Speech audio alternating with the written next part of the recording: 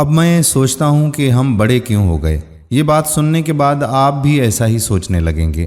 بچپن میں 1 روپے کی پتنگ کے پیچھے 2 کلومیٹر تک بھاگتے تھے، نہ جانے کتنی چوٹیں بھی لگا کرتی تھیں، اور وہ پتنگ بھی ہمیں بہت دوڑاتی تھی۔ آج پتہ چلتا ہے دراصل وہ پتنگ نہیں تھی، ایک چیلنج تھا۔ خوشیوں کو حاصل کرنے کے لیے دوڑنا پڑتا تھا، کیونکہ خوشیاں دکانوں پر نہیں ملتی۔ شاید یہی زندگی ہے۔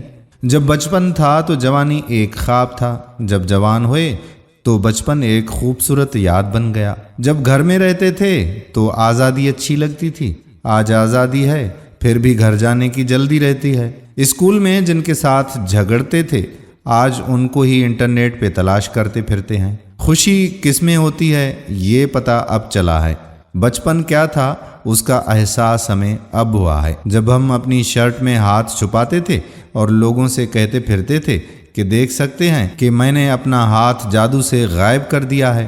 جب ہمارے پاس 4 رنگوں سے لکھنے والی ایک قلم ہوا کرتی تھی اور ہم سب کے بٹن کو ایک ساتھ دبانے کی کوشش کرتے تھے۔ جب ہم دروازے کے پیچھے چھپتے تھے تاکہ اگر کوئی آئے تو اسے ڈرا سکیں۔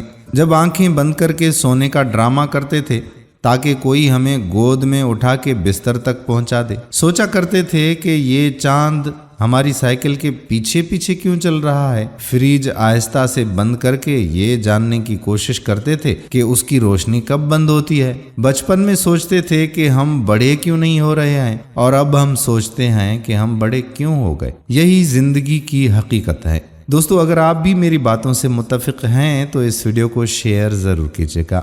آنے والی ویڈیو تک اپنے میزبان قادر بخش کلہوڑو کو اجازت دیجیے۔ اللہ حافظ۔